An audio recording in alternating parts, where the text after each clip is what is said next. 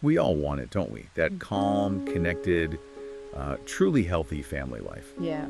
But let's be honest, with everything going on, work, screens, just the constant rush often feels, well, totally out of reach. Almost like a dream.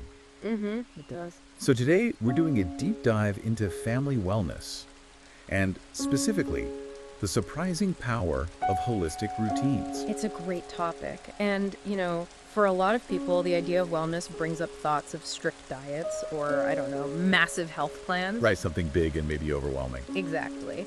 But what's so interesting about the source we're looking at, creating calm, holistic family wellness routines, is how it shifts that. It really emphasizes that holistic wellness isn't just about food or exercise. Yeah. It's about intentionally nurturing our minds, our bodies, and importantly, our hearts as a family, creating those gentle, consistent rhythms. Rhythms, I like that. Yeah, the ones that help everyone feel safe, grounded, genuinely cared for, even when life gets chaotic. That's actually really comforting because I think a lot of us hear holistic wellness and immediately think, oh no, I need to change everything. Right, a total overhaul. Yeah. But our mission today is really to unpack what it truly means for families, why it's so important, and crucially, how you can build it with, well, surprisingly small, practical daily steps.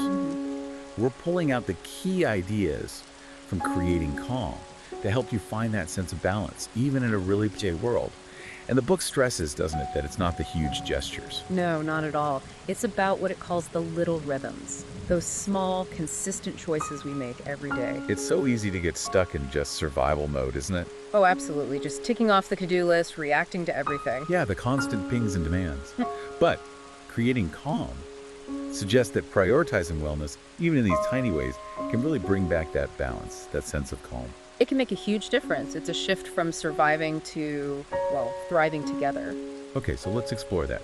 When the book talks about a holistic routine, what does that actually mean? How is it different from just, having a schedule? Well, the book uses this really lovely analogy. It says, think of it like a garden. A garden, okay. Yeah. Every part of your day, meals, bedtime, even chores, is like a little seed. And when you nurture these moments with intention, with consistency, they grow. They grow into stability and peace for the family. Ah, I see. So it's the intention behind it. Exactly. A holistic routine, according to Creating Calm, means consciously weaving together things like healthy meals, some movement, definitely screen-free time, good rest, and that crucial peace, emotional connection. So it's like creating a whole ecosystem of well-being, not just isolated habits. Precisely, an ecosystem. I really like that garden analogy. It underscores that it's not about being perfect, right? Not at all. It's about consistency and care, giving it that attention. The source talks about things like tech-free zones, like no screens at dinner or in bedrooms. What's the kind of deeper impact there? It's more than just politeness, isn't it? Oh, much more. Creating Calm explains these aren't just good habits. They act as physiological anchors. Physiological anchors, how so? Well, take that tech-free dinner example. It's not just about having a nice chat, although that's important. It actually allows the family's collective nervous system to, downshift. Okay. When you're not constantly getting that stimulation from screens, your parasympathetic nervous system, the rest and digest part, can actually engage. It helps lower cortisol, fosters that feeling of being grounded. Wow. So you're literally helping your bodies calm down, not just telling yourselves to be calm. Exactly. You're kind of rewiring for calm biologically. That's fascinating. It's not just what you stop doing, but what your body starts doing. And speaking of anchors, the book really highlights mornings and evenings. Why are those times so critical? They really are the bookends, the anchors for the whole day's rhythm. Mornings set the tone, the energy, the focus. Right. Get off on the wrong foot and the whole day feels off. Totally. And evenings are absolutely vital for signaling to everyone's nervous system that it's time to wind down, to prepare for that restorative sleep. So give us some examples. What does a calm morning look like, practically? Well, it could be super simple. Maybe you wake up just a little bit earlier, take a few quiet breaths, sip your coffee before the chaos starts. Okay, creating a little space for yourself first. Yes, or maybe playing some calming music instead of the news. Or even setting a simple family intention for the day. Something like, today let's try to be patient, or let's look for moments of joy. I like that. And evenings, the key seems to be signaling that shift, right? Absolutely. Creating Calm mentions things like dimming the lights. Yeah. Choosing a story over the TV, Maybe using calming scents like lavender. Then what's the real impact of those small evening changes? Do they genuinely work? They're surprisingly potent. These actions literally tell the brain the day's stimulation is winding down. Dimming lights helps prompt melatonin production, getting the body ready for sleep. Ah, okay. And even just a 5-minute bedtime ritual, a consistent story, a quick, quiet chat about the day helps kids, and us adults too, release that built-up energy. It helps shift into a state where deep rest is possible. So it eases the nervous system, avoids that wired but tired feeling. Exactly that. It establishes a predictable, calming sequence. So it's about these physical cues as much as the routine itself. Okay, so building these routines is one thing, but getting the whole family on board, especially kids. Yeah, that's key. Creating calm has some neat ideas for making wellness interactive, even fun. That's such an important point because kids actually thrive on routine, believe it or not. And they love being active participants when they feel they have some ownership. Ownership, right? Not just being told what to do. Yeah, precisely. Even little toddlers can help set the table for that tech-free meal or pick out the bedtime story. Older kids, maybe they help prep part of a meal or make their own snack boards. Okay.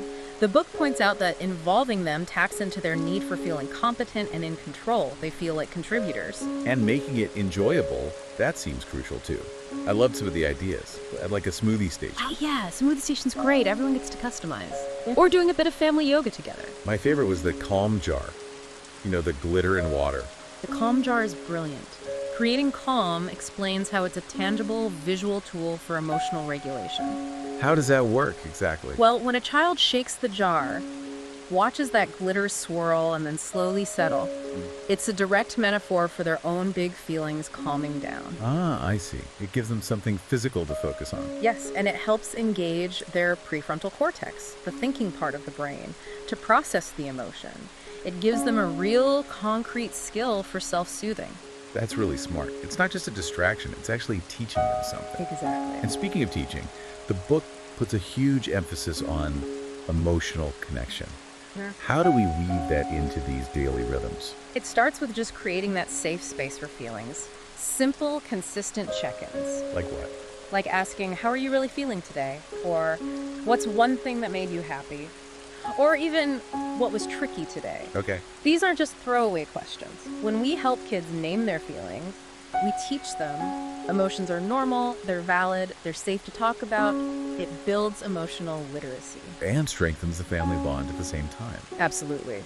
And it's not just about the kids managing their feelings, is it? The book really stresses that we as parents have to model this stuff. Oh, massively. If we want calm, we have to show calm. If we want balance, we practice balance. Yes. It's about co-regulation.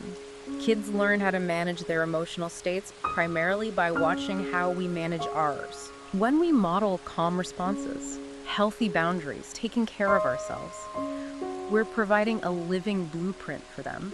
It's maybe the most powerful lesson, and it's often unspoken. But okay, let's be real.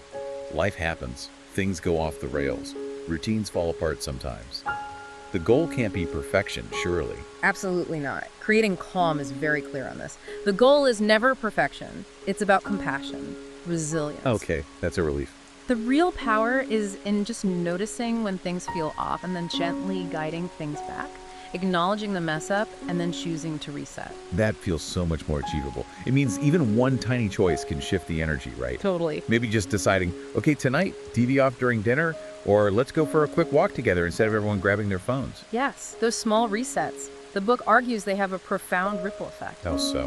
Well, creating calm suggests that these small choices, when repeated often with intention, they become the bedrock of your family rituals. Rituals, okay. More than just routines. Yes. And it's these rituals, arguably more than the big vacations or grand gestures, that really shape a child's lasting memories. Their sense of security, even their ability to cope with stress later in life. Wow.